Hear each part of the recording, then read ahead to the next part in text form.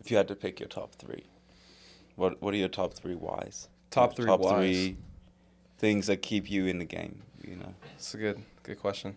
We are rolling now, by the way. My top three whys. Well, number one, it's because it's what I've been instructed to do by the Holy Spirit. And, I think that throughout my whole career and my life, honestly, it's just about listening and obeying and giving more of myself to Him so He can fill me. Number two is obviously like my family. I want to be able to provide, and I also want to be able to be an example to my wife and my daughter, as not to what a man should do and should be, but also to what is possible as a human. And number three, I do it for my team and the community, but that's such a broad term. I mean, I do it for the closest people around me, and I do it for the people that don't see the opportunity, but it's right there in front of them. They just don't see it. That's my whys. It's really interesting that you say, like, to show people what's possible, I remember when I was probably like 12 or 13.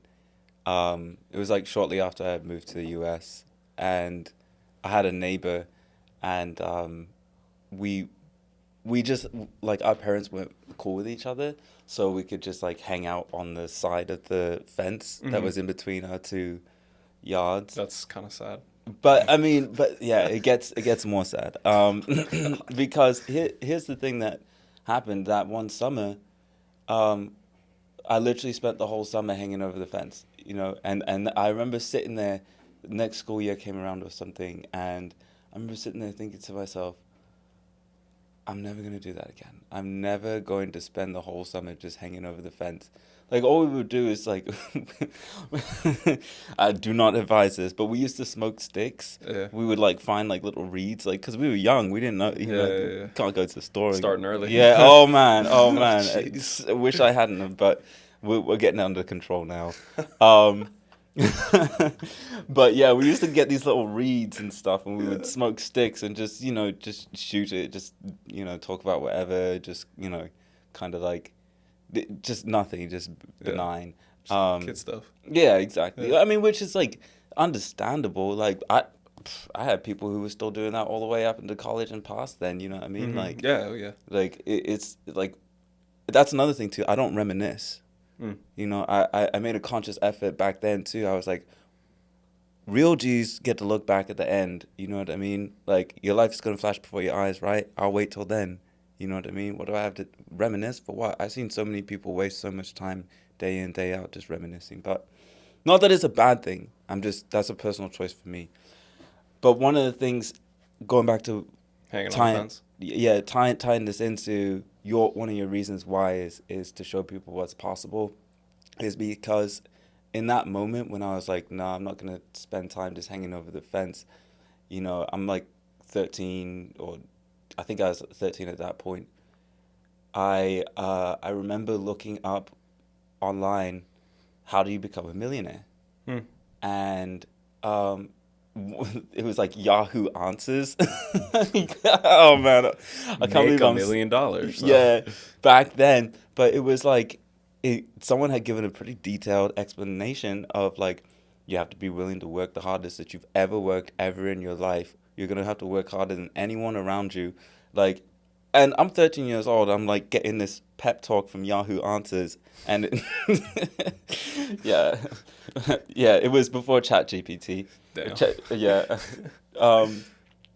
And I remember I really internalized that back then, and I really thought to myself, because like I didn't come from like a situation where I had much around me, Everyone else, like, I spent time hanging over the fence. None of that was encouraging me to go do anything. If I ever mentioned about doing something, it was like, you're not going to do that. You're not going to be that. Was this from your parents or? No, more so just the people I was around. I have to say, from my parents, it actually was very positive, which I didn't realize how blessed I was until later on.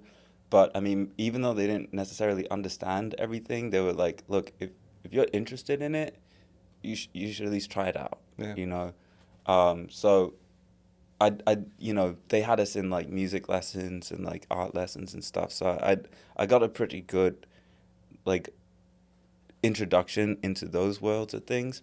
But when I really started to like take it serious was like around that time when I was like, yeah, I'm not gonna waste time just like hanging over the fence anymore. I'm like, if this is what it takes to be a millionaire, I better start now. I better start today. Thank you to our sponsor, Elite Realty. Elite Realty is completely unmatched against the competition when it comes to their customer relations. Thank you, Elite Realty, for supporting our platform that's creating transparency around failure and helping people win all over the world. Thank you so much. You know, and one of the other things is, you know, when I first moved to America, I think it was like the town that I moved to, there was like maybe 2 other black people. You know, it was predominantly like white people. And so I don't look like anyone. I don't sound like anyone. You know, I don't even like I'm too white for the black kids. I'm too black for the white kids. Funnily enough, it was the Hispanic kids that kind of like took me in, if anything. Which shout out to my Dominicans and Puerto Ricans, you know, they out there. But it was really weird too, because so much of the mindset of people around me was like, oh, you can't do that. Yeah. You can't do that. There's no way. And I remember telling people like, oh, I'm gonna have a Lamborghini one day, you know? And they're like, you should be more realistic. I was like, well, if I start saving now, which I didn't, mark my words, start saving as soon as possible for the things you want. But I mean, but back then I had like done the math and I was like, yeah, if I start saving X amount of money now, by the time I'm like XYZ years old, like I will have enough money to buy it. It's not unrealistic. Not taking into account inflation and or the monetary bills, status or of the U.S. economy right now. Yeah. But I digress. Yeah, because now there's a there's a lot of other factors. Yeah, there's a whole lot going on. I didn't even realize too, like some cars you can't even buy no matter if you have the cash. You need to have like a certain like credit score, a certain standard in life. You know, like sometimes people, they just won't even sell you until you have proved a certain amount of things. Yeah. It's kind of like Hermes bags. You have to like apply to buy a Hermes bag. That's hilarious. Yeah, you can't just go buy it off the street. I mean, you can buy Gucci off the street. Is it real Gucci? It doesn't matter. Canal Street. And with that being said, welcome to the show. My name is Noah Wilburn, if you haven't been here before, if you haven't met me. And this is Take It From Us. The whole point of this conversation and why we're here is to bring transparency around, you know, failures and things that we've done in our lives, and to figure out who somebody was before, who they are now, and how did they get there. The hope is, and the prayer is that you walk away with something to learn and apply in your own life. And across from me, I have a great guy, honestly, Don Jones with Flamingo Apparel and Always Active. Yep, Media. I can plug both of those things. Yeah.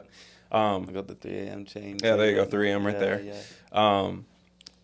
Don, I'm really glad that we're here doing this, man. Yeah, likewise, man. I gotta dap you up for that. For sure. Yeah, I mean, I reached out to you, reached out to Mark, and I think we're gonna get Mark on the show pretty soon too, as well. Yeah. Just to talk through things, but you got quite the story behind you and in front of you coming up. But I mean, you came from, you know, Europe essentially. Yeah. Moved here when you were. I was like 10, so it was like early 2000s. Gotcha. Yeah. You know, made your own way essentially. I mean, you went to college for a little bit. Did you get a degree? Yeah, I have a bachelor's degree in art and design. Yeah. Okay. It's funny, like I'm not like it's not something I really promote out there. For a couple of reasons. I've only ever I've actually been turned away more times for being overqualified. Oh. Realistically, and Really? It's funny because one time I was doing some work with a fashion house, and you know, it got to a point where they were, you know, kind of like bumping me up in some areas, and they were like, "Oh, did you go to college?" I'm like, "Did you guys even read my resume? Did you even read it? It's like the Bro. first thing right there, like Shippensburg University." Yeah. Clearly not. So, but one of the things that taught me is no one cares about where you went to school or what school you went to per se. I'm not saying that it doesn't. Like, obviously, there's, you know, bigger names out there. Yeah. But what they really, really care about more is your portfolio. What can you do? What have you done? What is proven work? And that's one thing that, like you said, I really had to blaze my own way. You know, there was jobs where I was not hired as a graphic designer, and I made myself the graphic designer at that job because, you know, you have to look for opportunities. And I kind of like forced myself to build a professional resume of work that's out there in the real world, in a real setting. And a lot of that like catapulted me into some of the situations that I'm in now. Just, yeah. What word would you attribute that energy, that action of forcing yourself into something? Like, what word would you attribute that to? Dogged. The what? Dogged. Dogged. Yeah, which is not a common word, but you know, if you ever, it's funny because it actually comes. My brother's called Caleb, and it comes from the Bible where they said, you know, Joshua and Caleb was a very dogged person, you know, and dogged just means like, you know, like you got the dog in him. You know, Yeah, like, yeah. He's got that dog in He him. got that. You know what I mean? He ain't backing down. You know what I Right. mean? Like, you know how they say there's only so many times you can hit the dog before it turns on you. You know, and it's kind of not like violent like that or anything, but you know that type of nature where it's like, nah, we're not turning around this time. You know, we're not backing down.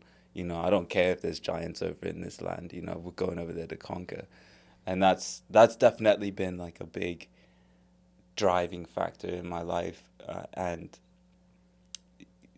I've noticed a lot of the people around me, a lot of the people that I really feel akin to, they definitely have that nature. Dogged. What an interesting word. Would you say that growing up you had this dogged nature about you? I would say definitely so. And what's interesting is not that it's changed at my point right now, but I feel like I've gotten a little bit more polished, a little bit more honed in, you know, like it's kind of funny. In college, I used to schedule my all-nighters. You know what I mean? Like on a weekly basis, I pulled 3 all-nighters a week for like 2 years straight, pretty much. And you can ask anyone that was there at that time, and they all say the same thing. Like, Don Jones is crazy. He's an animal. You know what I mean? Like, Yeah, the dog in him. yeah, exactly. But then also, like, you know, I'm also like aware of the certain types of factors that I can't necessarily do that now and still be as productive. And even though I still was getting a lot done back then, it's like I've been using this analogy lately. Like you could spend time spinning your tires, or you could figure out that you need to build a helicopter. Francis Zipeto, business maps coach extraordinaire. He's got knowledge on how to level you up for days. Francis, thank you for supporting our platform. You know what I mean? Explain. Well, a lot of people spin their tires, right?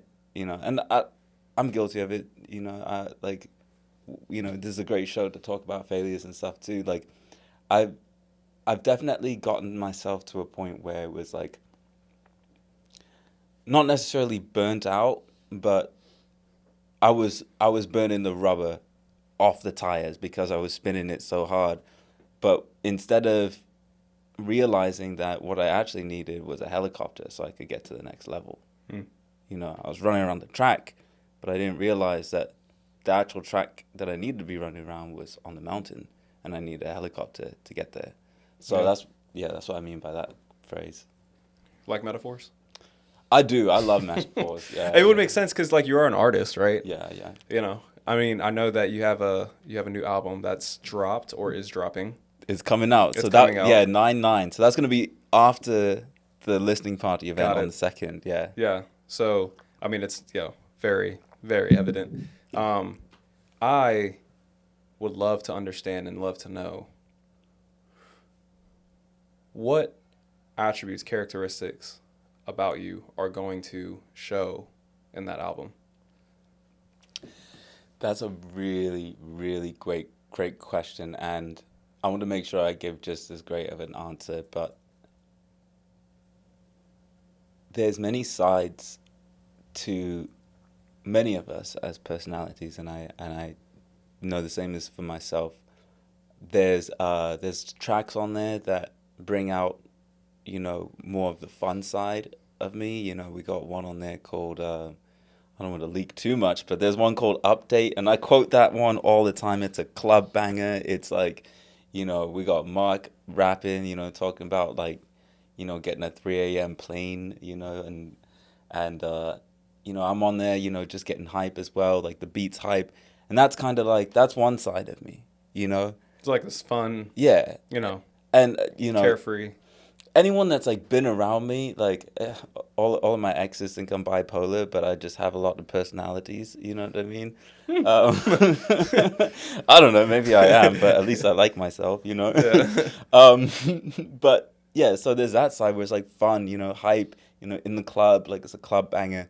And then we also have another song called "Lonely," where I'm talking about like smoking, drinking, sipping, leaning, addiction, fiending. I hate this feeling, and it's dealing with like the emotions that I've gone through, and some of the ways that I've used substances to either get through it or hide it or damper it down.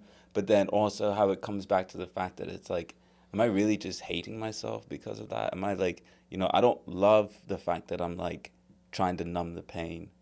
You know what I mean? I don't love the fact that like I don't necessarily know what else to do because, I got to get through my day and I got to, be strong here and, have a good time over there and, be on camera or whatever. But it's like sometimes behind closed doors, we like go through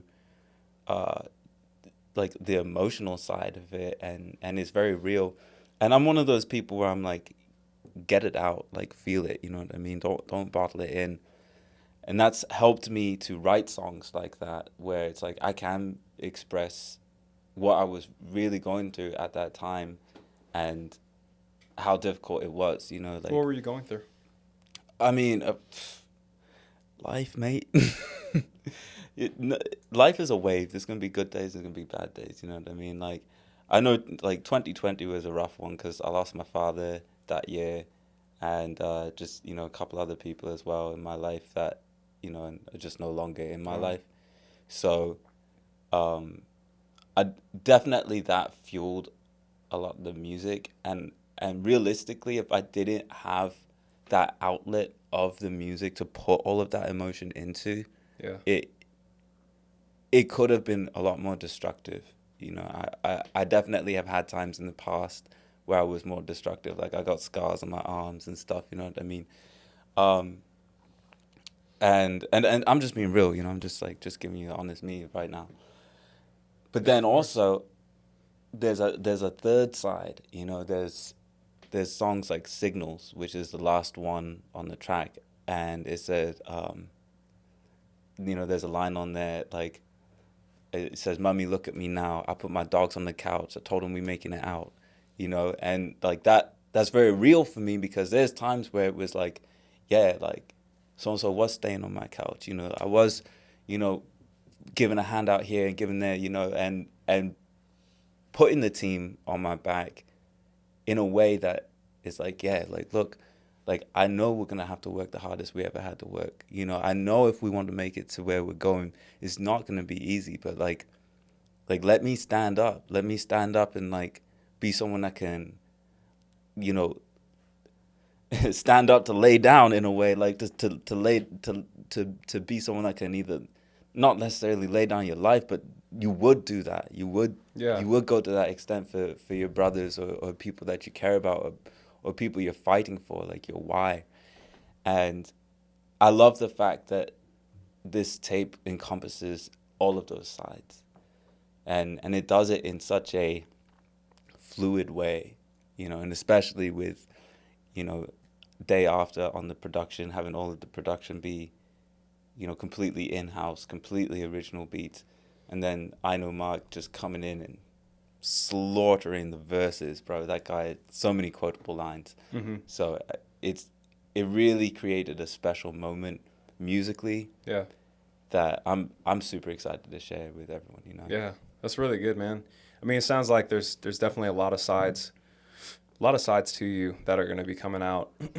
And excuse me, and you know, definitely what interests me is the diversity between, you know, the side of, you know, club banger, having fun, just like living life essentially, and then Yeah. being able to go right to the opposite of that and delve deep into the emotional side of yourself, where like losing your father in 20, I mean, that's a huge deal that happens. I mean, and being able to not just give a part of yourself, but really all of yourself into both sides of those things. In what ways has that challenged you? I would say one of the biggest ways that has challenged me, and I'm not gonna lie, it still continues to challenge me, you know. And we were talking about this a little bit more off camera as well, but just like our reasons why, and when it gets to those darker days, you know, when it gets to those like moments where it's like the reason why gets clouded, you know, like yeah, I know I'm doing this for my family. I know I'm doing this for the people, you know, like I have a lot of family over in like Africa and other places and stuff who really, really don't have anywhere near close anything to what I get to experience. And I'm still going through my own trials and tribulations. I'm still going through my own struggles. And as is everyone, you know. But it doesn't look like that to them. No. You know what I No. mean? And it's tough because it's like the only reason why I'm continuing to put myself through these struggles, the only reason why I'm like betting it on Black every time, betting it on Don every time, you know what I mean? And going in and staying up late and working hard. I'm doing this so that I can provide a better life for those around me, you know? And that's one of my main reasons why, like, but there are times when it gets really clouded, you know? There are times where it gets really hard, especially when it's like you're doing something so much for someone else and they're just not here anymore, you know? When it gets clouded, do you mean confusion? I don't necessarily mean confusion, but like imagine this, right? Like, okay, one of the happiest and saddest moments in my life was when we had the grand opening for Flamingo Apparel, because In Lake City. yeah, it was one of the happiest moments in my life because my mom got to see me finally do something that was like extraordinary. And one of the saddest moments is my dad never got to see me do anything like that. So that's what I mean when it's like sometimes the people you're doing it for aren't here anymore. And it gets a little cloudy. Yeah. That's definitely a heavy statement. And it also kind of plays into that duality that we're kind of referencing to. You know, mom being there is great. You know, dad not being there, not so great. But either way, I'm sure that he's extremely and would be extremely proud of you. Yeah. Who was Don growing up? Like we had that story when you had that neighbor over the fence and everything. Yeah. I mean, what were some of the key moments in your life that, you know, before turning into who you are now, what were some of the key moments that influenced that metamorphosis for you? Yeah. There's definitely some key moments.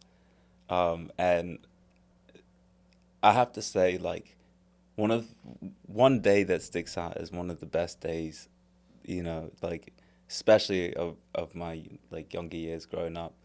We had like a little like talent show, like I guess it was a talent show. Like we used to have this thing where it was like called like a like a church conference, like a church like getaway. Yeah, yeah.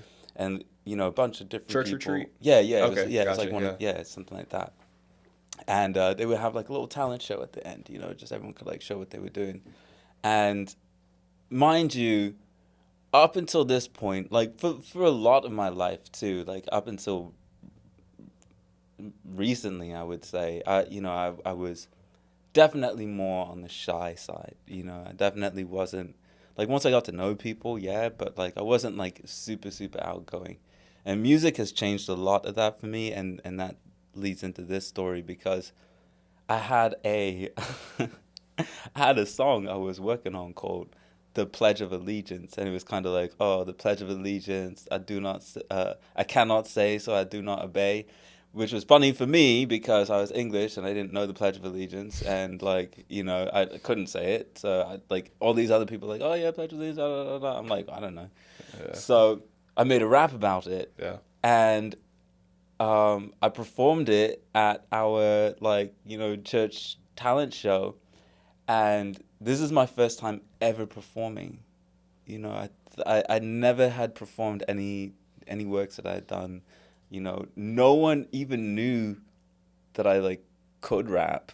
Oh, wow. Like no This one is like a total surprise to yeah, everybody. yeah, and this is actually before that summer, which is funny enough because I remember I was 12 at the time when this happened. So this was like in between, the first period and now.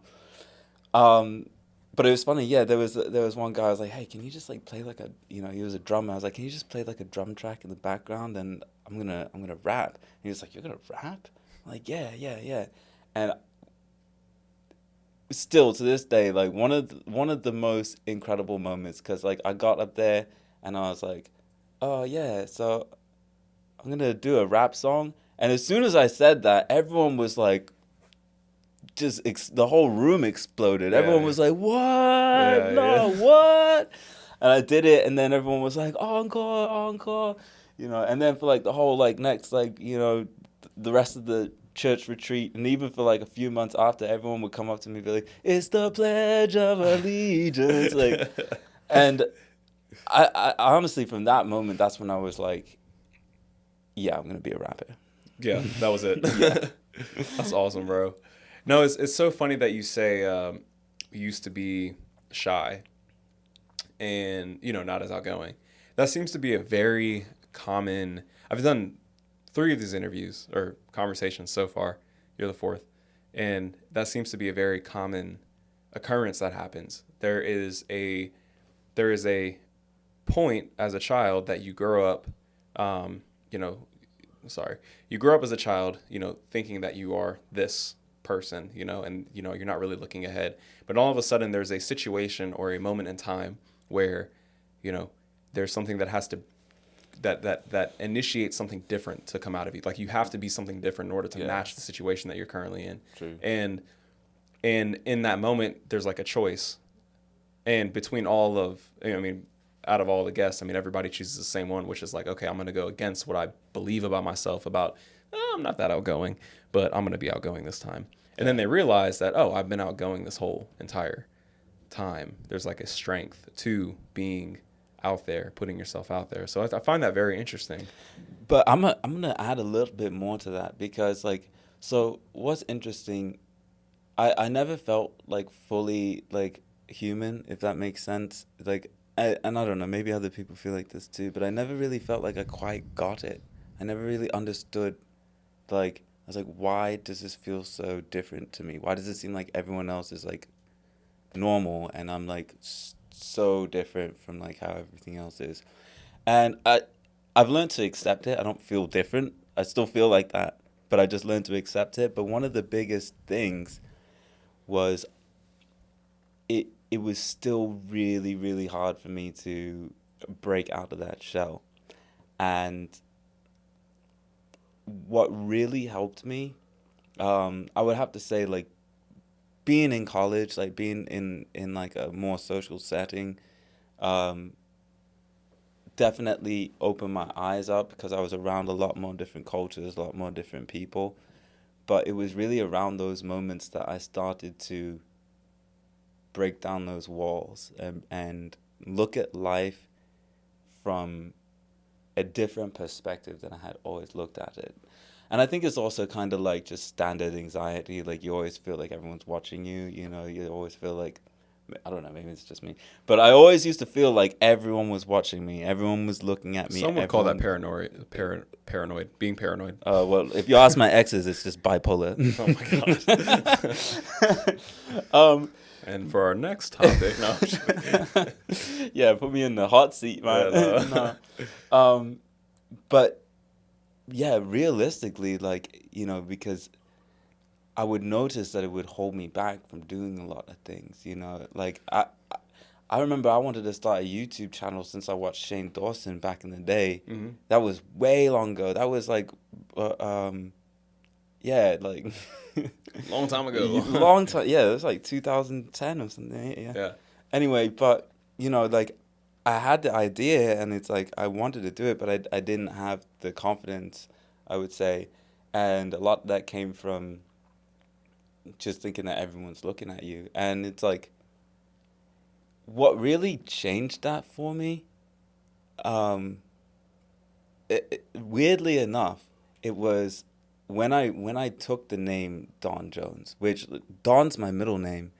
So, I mean, it wasn't really like a name that I went by like when I was growing up, you know. Like I had other rap names like MC Jones, you know, other things like that. But when I really took the name Don Jones, which I did for a number of like personal reasons, but I remember I was doing Flamingo with Will, and at the time Will was like, he's like, "Are you ready for your entire life to be online?" Yeah, I remember him asking me that question because we were at the point where we were like, okay, we got to really start posting about this, posting about the brand, like talking about everything. And he was like, yo, like, I was like, yeah, I need to come up with like a name that has like a ring to it, da da da da da. And then I was like, yeah, well, I just use this, da da da. And he's like, are you ready to have your entire life be online? And when I really thought about it, when it really hit me, that was the main moment that I was just like, yeah, I'm not worried about what anyone else thinks. Mm-hmm. Because ultimately, like, you know, nobody cares. I mean, ultimately, like, if you really think about it, the reason why celebrities are the way they are is because they give something to people that they care about, whether that's drama or whether that's flashy clothes and money and whatever else that it is that humans care about. They put that on display and we go to it like fish to food, right? Mm-hmm. But something that stands out to me in that is discovering your uniqueness, because everybody is different in a sense, and there is that. I used to struggle with that as a kid too, on a negative and a positive note, where it was like I feel different from everybody else. And I've said this before on the show where I had, or maybe I haven't actually, but I had an insecurity when it came to athletes. And I played basketball, and I, you know, wasn't like that great or anything at it, but I knew that I was different because I just wasn't as coordinated and stuff like that. So on a negative note, there was that. But when it comes to discovering what makes you unique, I mean, what are the things that make you unique, and how did you come to realize? That's a really good question too. Like to even just ask someone what makes you unique. I think like, yo, someone needs to give this guy a Nobel Prize for coming up with these questions, yo. Because no, I mean honestly, that's a really great question. I would say what really helped me to like discover that and notice that like about myself was going back to that dogged mentality, that nature, you know, that's always been in me. You know, I've never really, you know, I would like to think of myself as normal enough. Like I like to play a video game here and there, you know what I mean? Of course, yeah. But I noticed like from a very early age that I was like, I'm not as interested in this as some of these other kids are. Mm-hmm. You know, like I'd much rather like go learn something. And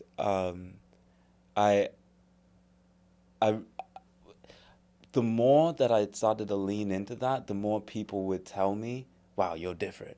Or wow, that's really You're not unique. like the other kids. Yeah, and you know, not from out of any like egotistical perspective, but I was like, okay, well, I must be on the right path if I'm doing something different, you know. So I just kept leaning in. That's what's up. And what situations brought that out of you? Like, in what ways here's actually probably a better question. In what ways do you see your uniqueness thriving in your life? I would say that's also this guy with these questions. How do I wait? Rephrase that again. Yeah. No, Let me make sure I think of a good answer. In what ways do you see your uniqueness thriving in your life? Like, what are the areas in your life that, you know, you're like, the things that make you unique, whether it's that dogged mentality, where do you see that like thriving and really coming out in your life? So I'll give you an example that happened last night. Okay. If anyone's ever been to Popeyes, you know it is a crazy, crazy wait for no reason. You know what I mean? Like, they take so long, but they do have some of the best chicken. So good. And we were in Popeyes, and you know, the poor lass, she was like there by herself, man. Damn. All of her help called out. She's the manager. She's there in the green shirt, bagging things, dropping chicken. You know what I mean? She's out there doing it by herself, And you know, like, there's quite a few different characters in the lobby. You know, there's some people who are getting pissed off. They're like, I've been waiting an hour for my food. She's like, I'm trying, you know. And, you know, there was some other people in there. We were just kind of like joking and stuff. I was like, yeah, like, it's not their fault. You know, I was like, literally every Popeyes is like this. It must be coming from upper management, you know, because we've been to Chick-fil-A. We know how they, you know, they in and out. That's why they call it the holy chicken, boy. They got that holy service, let me tell you. Yes, sir. Yeah, that upper management need to start closing on Sundays and figure out what they're doing. I'm saying, bro. Yeah, but, you know, it's kind of funny because one thing that really stuck out to me is I was like, you know, she's working really hard. I got a little cash in the car. I had 2 fivers on me. So I went in the car while I was waiting. I brought it out. And when she gave me my food, I was like, hey, this is for you.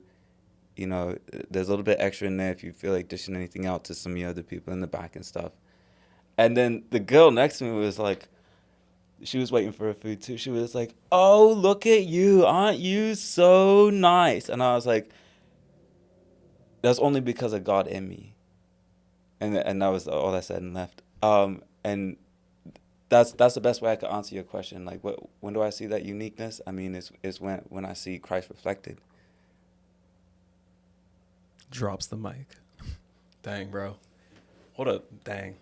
That's, yeah, that is how it's done, for sure. Like, being that, you know, I believe in the same as you do. Like, that story definitely resonates with me. It's something about listening to the Holy Spirit when he says, you know, do something. And, you know, when it comes to, you know, uniqueness / unity in Christ, I mean, that's something that definitely, situations like that can definitely set you apart from other people. And it's crazy too, because people see that and they're like, oh, you're doing that because of your own ego, and you're doing it because of, they just, you know, they assume. Yeah, and it's no hurt to that. I mean, no, they don't know. Yeah. They don't get it. But it's really good and encouraging to hear that those moments happen, and you take the call, you take the action, and you do what you're supposed to. That's amazing, bro. So, you know, who would you say as a we'll say this as a creative. Yeah. You know, what kind of creative are you? Like, who is Don Jones? Who are you? My 2 biggest creative inspirations, please don't crucify me for saying this, Kanye West and Pharrell Williams. Whenever I look at myself in the mirror, I just see I'm baby Kanye, I'm baby Williams. Mm-hmm. You know, that's what I've seen ever since I found out who those people were. And one of the reasons why is so many people in my life have told me, you need to just pick one. Are you going to be an artist, or are you going to be a rapper? Or are you going to be, you know, this, that? Bro, have you seen Pharrell Williams? This guy is making fashion, cleaning up the ocean, spinning it into plastic so that he can make these fibers for the shoes. He's out here. He owns like 3 different clothing brands. Oh, did you know he wrote like all of the hits in the early 2000s? Yeah, yeah. Even Britney Spears songs that you didn't know were written by the Neptunes. I remember I was talking to someone the other day, and I was like, "Oh yeah, I know that riff. That sounds like a Pharrell riff." They're like, "Oh no, this one's actually by the Neptunes." I'm like, shows how much you know. Yeah. Pharrell started the Neptunes. It's him and what's the other dude's name? But yeah, same type of thing. You know, one of the things that really made me a big fan of like Kanye is he says like, if you're a fan of me, you're not a fan of me. You're a fan of yourself.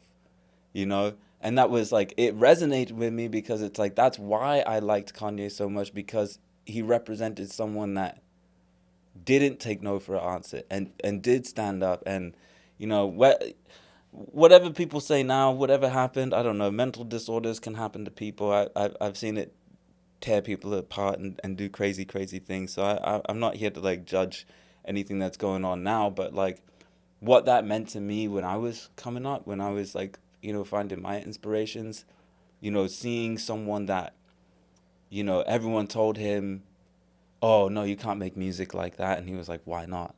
And then literally changed the whole genre of music.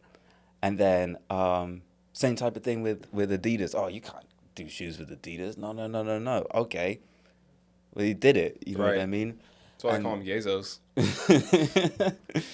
Yeah, but you know, it's like I think that's so important too, because you know, even in my musical journey, like I've had so many people tell me like, well, I'll get a little bit more personal. What was always more tough for me is my dad really did not like rap music, you know, and he like I can understand, you know, no parent wants their kid to be out there drilling people, you know what I mean? No parent wants their kid to be locked up for 25 to life for like murdering their friend or And something. also, side note, it's very sad that that's the perception of rap. Yeah. Like, just being honest, like that's what's put out there over hip hop.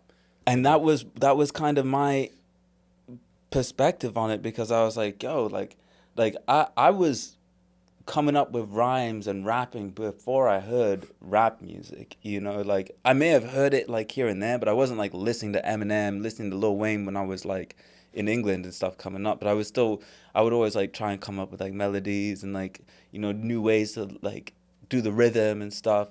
I didn't know I was rapping at the time, but that's what I was doing. So it was really tough for me when like, you know, I've got, you know, like my folks over here telling me, don't go down that path. That's not the right path. That's, you know, it's just full of like drugs and violence. And I'm over here like, nah, it's not. Like, it doesn't have to be that way. It's always going to be that way unless someone comes in and changes it. So let me keep doing what I'm doing. So, yeah. And you know, what in your past did you have to leave behind in order to become the creative that you are today?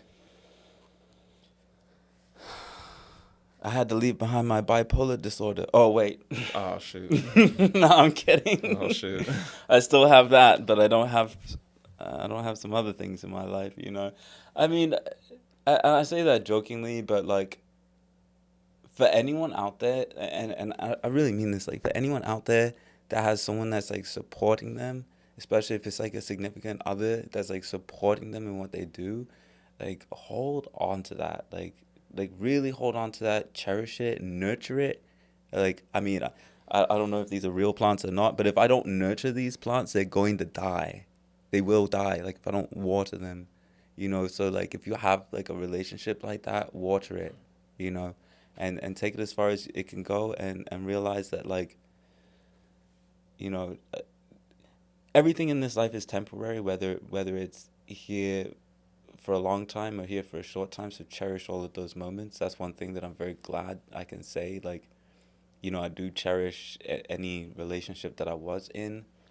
And, you know, right now I'm cherishing my peace, you know, because I know that this is for a season right now. You know, there may be a time where I start my own family, you know, maybe a time where, you know, I got a couple of like little mini dons running around, you know. It sounds kind of like a cool idea to me, you know, but right now I'm also like, you know, I'm I'm cherishing what I do have. So I will say that letting people go, seeing people change and become different people.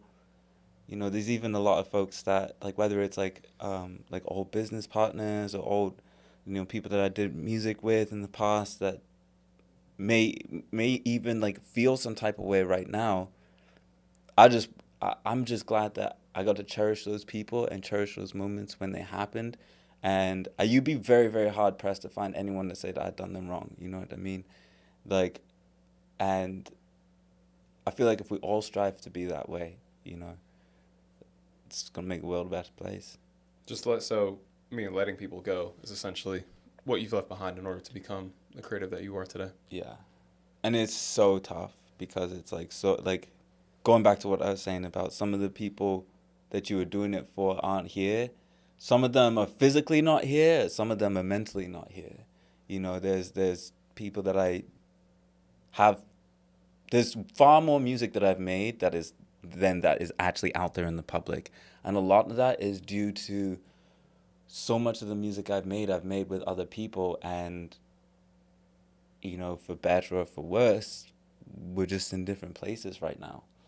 You know, and you know, I only wish the best on anyone, but at the same time, it's like there really came a point where I was like, am I gonna keep making music with other people that never gonna see the light of day because they're getting jealous?